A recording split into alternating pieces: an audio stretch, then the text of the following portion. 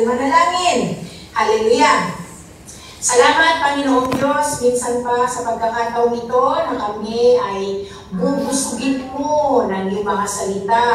At ang mga salita mong ito ang magsisilbing ilaw sa aming daan, kalakasan ng aming pisikal at espiritual ng Diyos. Maraming salamat sa iyong banal na Santong Espiritu na tunay sa pamamagitan ng iyong mga salita ay kami ay mapapalaya, O Diyos, sa anumang bagay, Panginoon, na bumibihag sa amin. Kaya sa oras na ito, inaalay namin ang aming buong puso, ang aming kaisipan, O Diyos, upang makinig ng iyong salita. Salamat, maluwalhati ng tunay, Panginoon, sa iyong pangalan lamang Jesus, itong aming dalangin. Amen. Hallelujah. Freedom for the captives. Yan po ang pamagat po ngayon ito po ang team ngayon ng concert. Online concert po sa oras na ito. By the way, magandang umaga po sa bawat isa sa inyo sa Pilipinas. Even po sa lahat ng mga nasa Asia, ina-acknowledge po ang natigit sa lahat, ang Panginoong Diyos. Pangalawa po ang ating mga bishops, pastors. Hindi ko po nakikita ang bawat pages, pero sa mga kapatiran ng Free Believers, sa mga wardens, officers, at sa mga kapatid namin na mga PDLs, magandang umaga po sa inyong lahat. Kalayaan sa mga bihag, kalayaan sa mga nakabilanggo. Gusto ko pong umpisahan sa kwento po dito sa aklat ng Exodus, sa salita ng Diyos. Makikita po natin ang buhay ng mga Israelita sa kamay ng mga Ehipsyo. Ang mga Israelita po sa aklat po ng Exodus sa Biblia, ay nakasaad po dito na sila ay mga alipin o mga bihag sa Ehipto. Sila ay pinapahirapan sa pagtatrabaho. Wala silang magawa sa pahirap sa kanila dahil sila ay alipin o mga bihag. Kaya, noong oras na hindi na nila makaya, sila ay tumawag sa Diyos at pinakinggan sila ng Diyos. At iniligtas sila ng Diyos sa kamay ng mga Ehipto na nagpapahirap sa kanila. Sinasabi po sa salita ng Diyos sa Exodus 3, 7 and 8, pagkatapos sinabi ng Panginoon, nakita ko ang pagpapahirap ng aking mga mamamayan sa Ehipto. Narinig ko ang paghingi nila ng tulong dahil sa sobrang pagmamalupit ng mga namamahala sa kanila. At naawa ako sa kanila dahil sa kanilang mga paghihirap. Kaya bumaba ako para iligtas sila sa kamay ng mga Ehipsyo at para dalhin sila sa mayaman, malawak at masaganang lupain na tinitirhan ngayon ng mga Cananeo, Etio, Amoreo, Periseo, Hivyo at mga Jebuseo. Hallelujah. Alam niyo po, ganito rin po ang sitwasyon. Ganito rin po ang sitwasyon natin noon. Dahil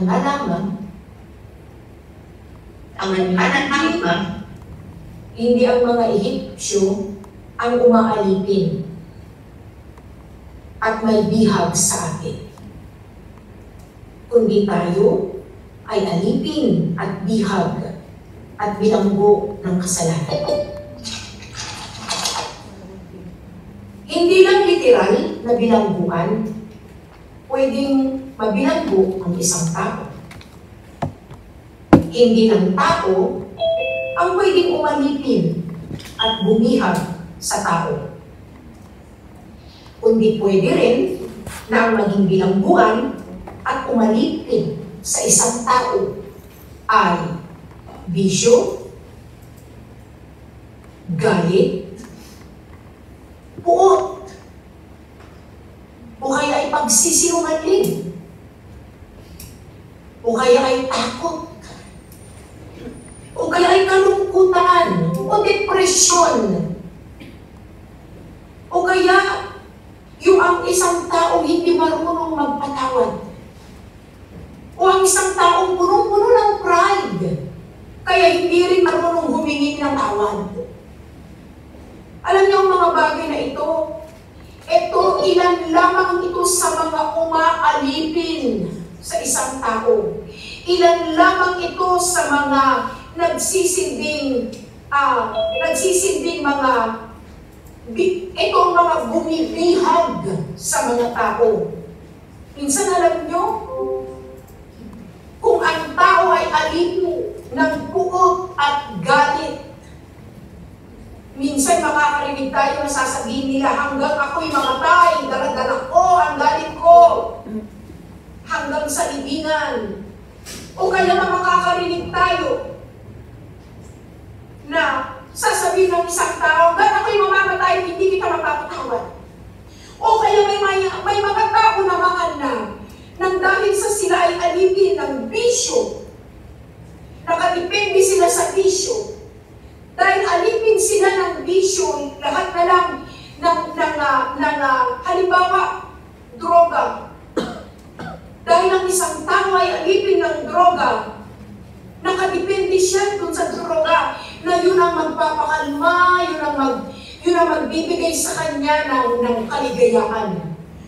O ang iba naman ay alipin ng pagiging yung takot, na minsan yung takot na ang nagpaparalisa sa isang tao.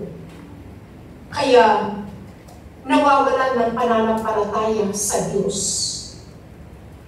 O kaya naman ang nagiging kulungan o bumibihag sa isang tao ay kalungkutan o depresyon. Alam niyo, napakahirap kung yun ang maging isang kulungan ng isang tao. Dahil ang isang taong alipin ng depresyon, iisipin nila, para sa kanila, walang pag-asa. Ilan lamang po yan sa mga nagiging bilangguan ng isang tao. Ilan lamang yan sa mga bumibihag o umaalipin sa isang tao. Sabi nga po sa John 8:34, sumagot si Jesus, pakatandaan ninyo, ang gumagawa ng kasalanan ay alipin ng kasalanan.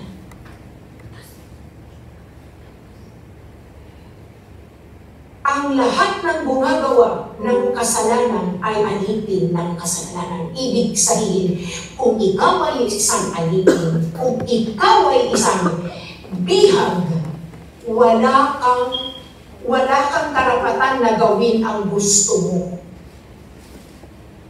Sabi sa Romans 3:9, lahat ng tao ay nasa ilalim ng kapangyarihan ng kasalanan.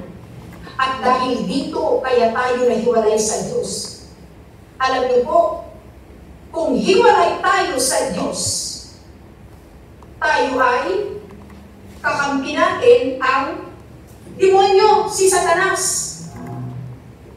Alipin, ang tao ay alipin ni Satanas at sunod-sunuran ni Satanas.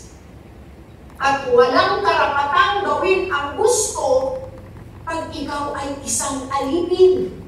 Alipin ni Satanas o alipin ng mga demonyo. Magiging sunod-sunuran ka. Pag nasa ilangalit tayo ng kapangyarihan ng kasalanan, magiging sunod-sunuran lang tayo. At dahil sa kasalanan, ito ang naghihiwalay sa atin sa Diyos. Alam niyo po ang consequence. Ang consequence, pag tayo po ay alipin ng kasalanan, tayo ay hiwalay sa Diyos. Kagaya po ng binasa natin kanina sa Romans 3:9. Pag tayo po ay alipin ng kasalanan, tayo po ay hiwalay sa Diyos. Bakit po? Ang Panginoong Diyos ay banal. God cannot stand sin.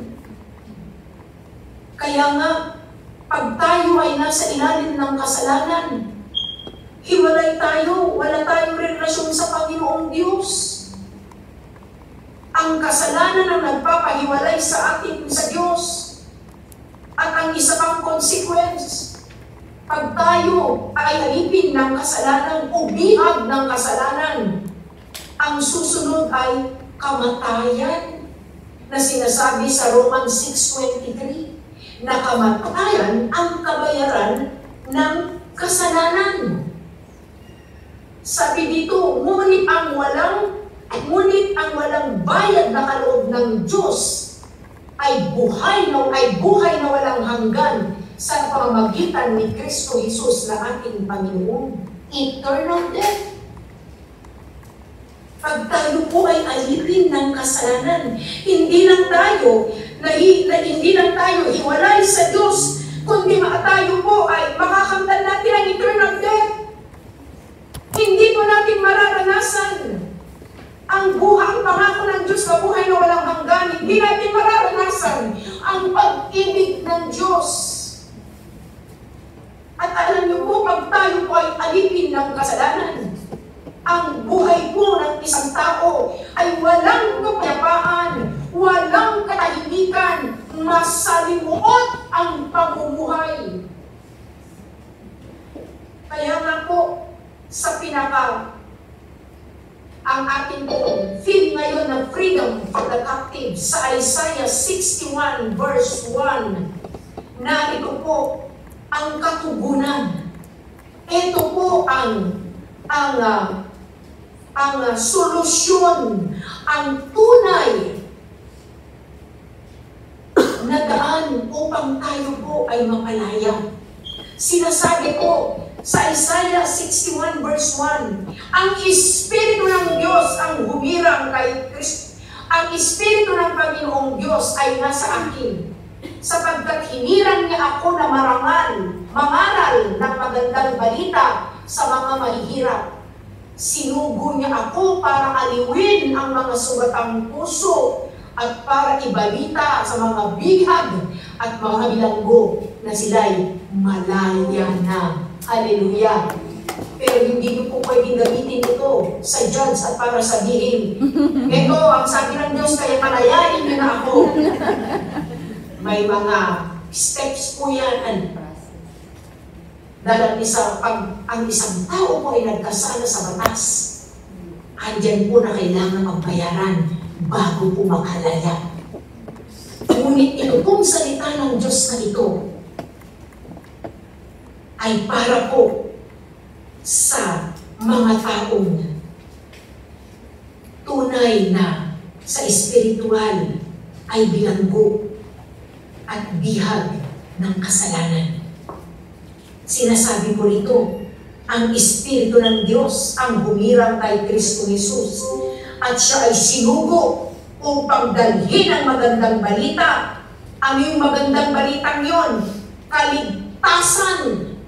Kaligtasan natin. Kaligtasan ng tao. Kaligtasan ng tao sa kasalanan. Kaligtasan ng tao sa kamatayan. Ano pa po ang sinasabi po dito sa salita ng Diyos? Upang pagalingin ang mga sugatang puso at upang mapalaya ang mga bihag at bilanggo ng kasalanan. Kagaya po ng nasabi ko kanina, na hindi lang rehas na bakal ang pwedeng magbilanggo sa isang tao, at hindi lang tao ang pwedeng magbilanggo sa tao, kundi pwedeng maging rehas at pwedeng bilangguhan ng isang tao ang mga bagay na umaalipin sa kanya. Kagaya po ng mga nabanggit ko kanina. At alam niyo po ba na matatagpuan lang kay Kristo Jesus ang tunay na kalayaan mula sa kasalanan at sa ano pa mang umaalipin sa tao. Nais ko pong ibahagi sa inyo sa ilang minuto na once upon a time, ako po ay alipin at bihag ni Satanas. Ako po ay nakabilanggo. Dahil noon po, sa paghahanap po ng tunay na pagmamahal, ay kung kani-kanino ko ito hinahanap. Nandyan po na mabilanggo ako, hindi po sa rehas na bakal, kundi ako po ay bilanggo sa aking nakaraan noon na sa paghahanap ko ng pag-ibig, sa paghahanap ko ng pagmamahal, dahil ako po ay maagang naulila ng aking ina. Nagkaroon po ako ng mga maling relasyon. At yun ang naging bihag ko ang doon ni Satanas. Pag-aakala ko po na matatagpuan ko ang pagmamahal sa tao. Kaya naghanap ako ng tao. At sa kinalalagyan ko pong yun, sa bilangguang yun, dumating ako sa punto na napagod ako dahil hindi ko mahanap sa lalaki yung pagmamahal, yung acceptance, yung kapayapaan, yung katahimikan, kundi ang napala ako ay masalimuot na buhay. Ngunit salamat sa habag ng Diyos, inahon niya ako at pinalaya niya ako sa maling relasyon. At ito ay nagkaroon ng relasyon sa isang may asawa. Ngunit salamat sa Panginoon dahil sa kanyang mga salita na narinig ko, sa mga taong nagbahagi ng kanyang salita, sa mga taong nanalangin sa akin, at sa aking desire na mapalaya sa kulungan yun. Pinakinggan ng Panginoong Diyos ang pagtawag ko sa Kanya, kagaya ng ginawa ng mga Israelita noong sila'y pinapahirapan ng mga Ehipsyo. Tumawag sila sa Panginoong Diyos, kay Yahweh, at iniligtas ng Panginoong Diyos sila. Salamat sa Panginoon dahil ako'y natagpuan niya. Salamat sa Panginoon dahil sa pagtawag ko sa Kanya, ako ay pinaalalayan niya. Nagsisi ako doon sa kasalanan yun. At sa pagtawag ko sa Kanya, tinulungan niya ako na mabago ang buhay ko. At alam niyo po,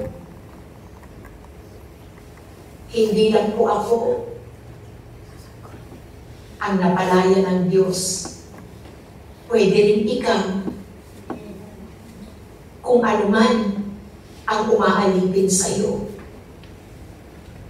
O kung kagaya kita, na merong nasa relasyon ng bawal, nasa relasyon na hindi ka galugod sa Panginoong Diyos, makakamtan mo rin yung kalayaan na pinagkaloob ng Diyos sa akin sa pamamagitan ng pagtawag mo sa Kanya. Pagtawag sa Kanya, paghingi ng tulong sa Panginoong Diyos na iligtas ka. Alam niyo, nung oras, nakita ng Diyos ang kalalagayan ng mga Israelita. Nakita ng Diyos ang kalagayan nila, na sila'y pinapahirapan, na sila'y alipin. Nakita ng Diyos At ngayon, nakikita rin ng Diyos ang kalagayan mo. Nakikita rin ng Diyos na ikaw ay pinapahirapan ng kasalanan ni Satanas na mga bagay na umaalipin sa iyo. Tumawag ka sa Panginoong Diyos. At sa pagtawag mo sa Kanya, ang pangalawa mong gawin, magsisi ka sa kasalanan. Sa pagsisisi ng kasalanan, sundan mo ang pagtalikod mo sa kasalanan. Isunod mo dito ang pagtalikod mo sa kasalanan. At pagkatapos mo humingi ng patawad sa Diyos at pagtalikod sa iyong mga kasalanan, tanggapin mo sa puso mo si Jesus na nananampalataya. Maniwala ka sa Kanya, isuko mo ang buong buhay mo, ang buong puso mo. At kilalanin mo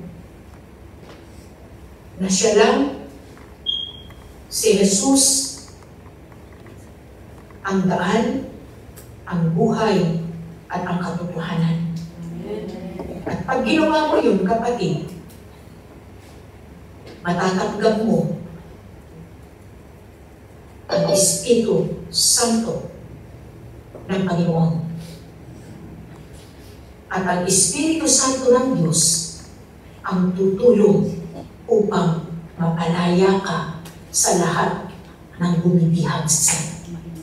Sinasabi ko ng salita ng Diyos sa 2 Corinthians 3:17. Ngayon, ang binabanggit ditong Panginoon ay ang banal na Espiritu.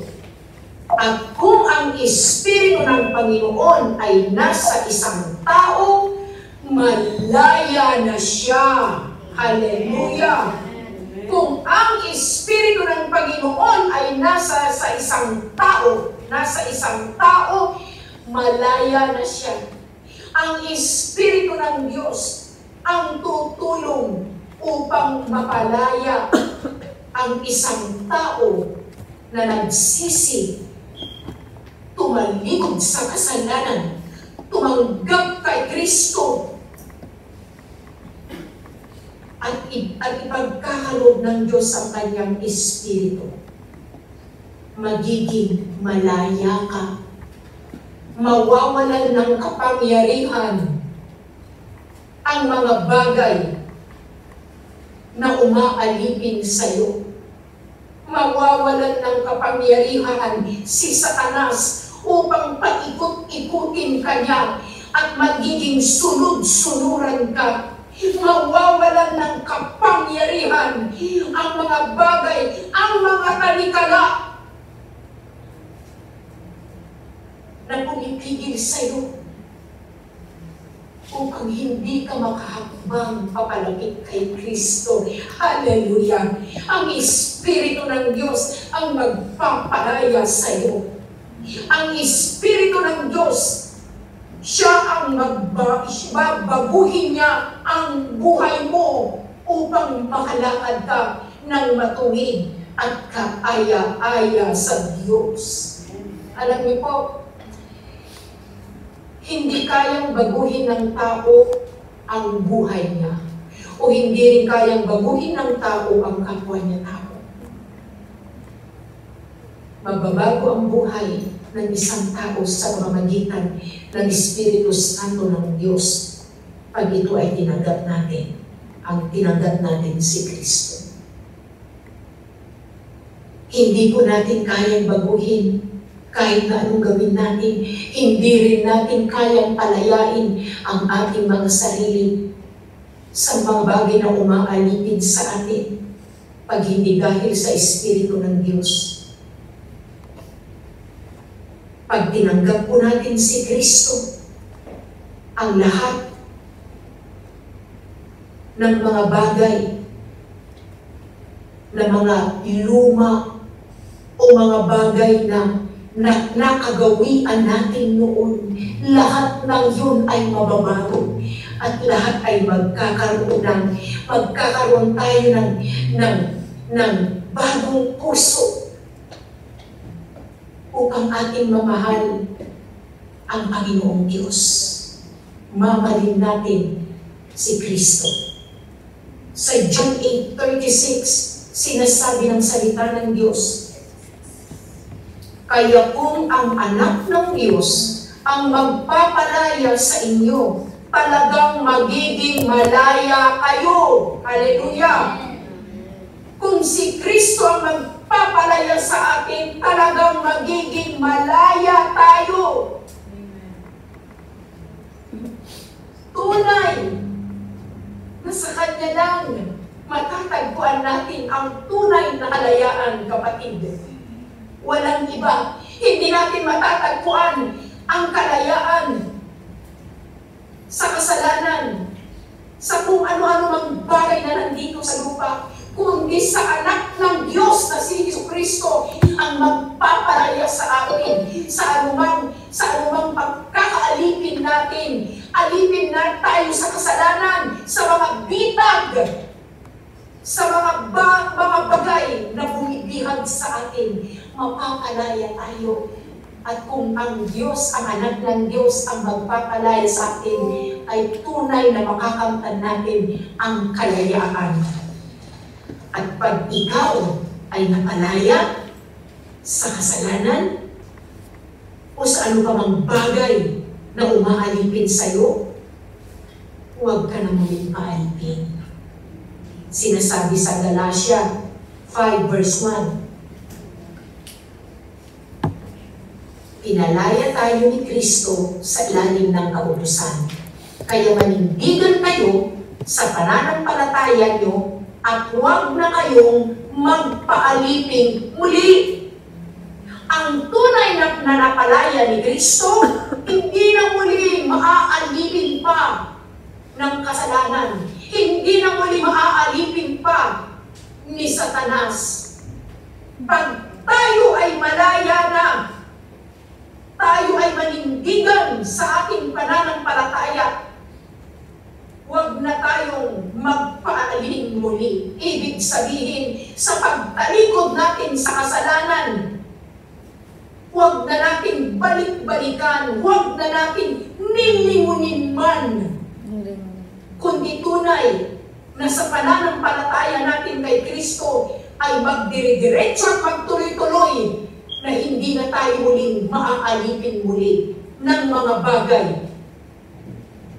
na matagal na umalipin sa atin, nagbilanggo sa atin. Kaya nga, dapat tayong paalipin. Alam niyo po kung kanino? Paalipin tayo kay Kristo. Hallelujah! Paalipin tayo kay Kristo.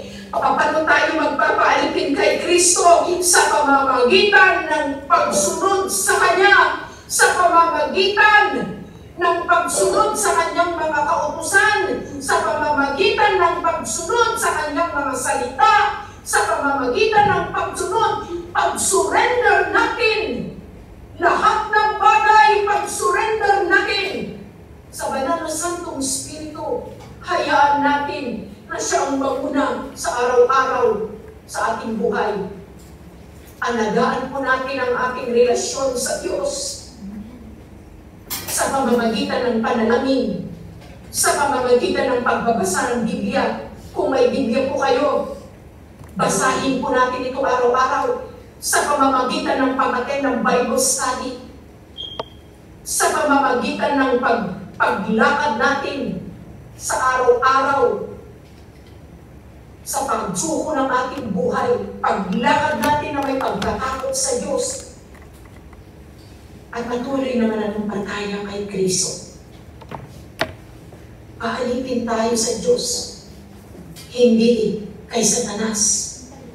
Sapagkat kung tayo ay alipin ni Kristo, makakamtan po natin ang tunay na kalayaan. Hallelujah. Kaya sa mga oras kong ito,